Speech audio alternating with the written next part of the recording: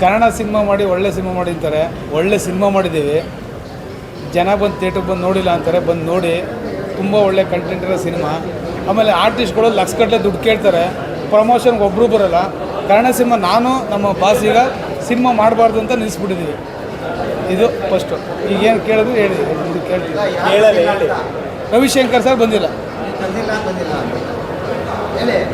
ರವಿಶಂಕರ್ ಸಾರು ಟ್ರೈಲರ್ ಲಾಂಚಿಗೆ ಬಂದಿಲ್ಲ, ಸೆಲೆಬ್ರಿಟಿ ಶೋಗೆ ಬಂದಿಲ್ಲ, ಎಲ್ಲಿ ಫೋನ್ ಮಾಡೋದು ಪ್ರಮೋಷನ್ಗೆ ಬಂದಿಲ್ಲ.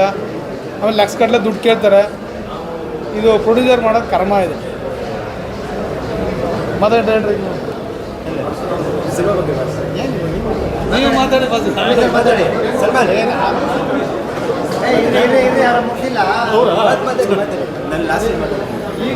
ಎಲ್ಲರಿಗೂ ನಮಸ್ಕಾರ. ಇವತ್ತು ನನಗಂತೂ ಭಾಳ ಎಕ್ಸೈಟ್ಮೆಂಟ್ ಇತ್ತು ಹೇಗಿದೆ ಸಿನಿಮಾ, ಯಾಕಂದ್ರೆ ನಾನು ನೋಡಿರಲಿಲ್ಲ. ಇವತ್ತು ನೋಡಿ ಭಾಳ ಖುಷಿ ಆಗುತ್ತೆ. ಅದ್ಭುತವಾಗಿ ಒಳ್ಳೆ ಕಂಟೆಂಟ್ ಸಿನಿಮಾ.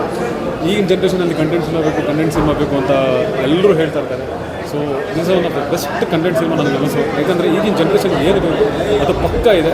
ಸೊ ಒಳ್ಳೆ ಟ್ವಿಸ್ಟ್ ಇದೆ. ನನಗಂತೂ ನಿಜ ಐ ಡಿಂಟ್ ಎಕ್ಸ್ಪೆಕ್ಟ್ ಇಂಟರ್ವಲ್ಗೆ ಈ ಥರ ಇರುತ್ತಾ ಅಂತ.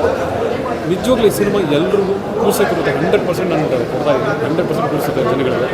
ಆ್ಯಂಡ್ ನನ್ನ ಪಾತ್ರನ ಬಹಳ ಅದ್ಭುತವಾಗಿ ಬಂದಿದೆ. ಕೊಕ್ರೆ ಅನ್ನೋ ಒಂದು ಕ್ಯಾರೆಕ್ಟರ್, ಈ cinema overall character. And really I am thankful for this sir, ನಮ್ಮ ನಿರ್ದೇಶಕರು ನನಗೆ ಅವಕಾಶ ಮಾಡಿದ್ದಾರೆ.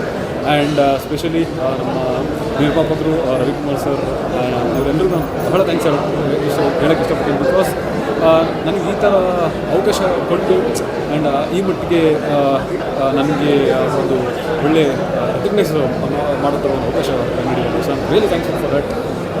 ಎಲ್ಲರೂ ಅಷ್ಟೇ, ನಮ್ಮ ಎಲ್ಲ ಕನ್ನಡ ಜನತೆಗೆ ಒಂದು ಒಳ್ಳೆ ಕಂಟೆಂಟ್ ಸಿನಿಮಾ ಬಂದಿದೆ. ದಯವಿಟ್ಟು ಎಲ್ಲರೂ ಥಿಯೇಟ್ರಿಗೆ ಬಂದು ಸಿನಿಮಾ ನೋಡಿ ಅಂತ ನನ್ನ ಕೆಳಗಡೆ ಒಂದು ಪ್ರಾರ್ಥನೆ ಅಂತ ಹೇಳೋಕ್ಕೆ ಇಷ್ಟಪಡ್ತೀನಿ. Thank you.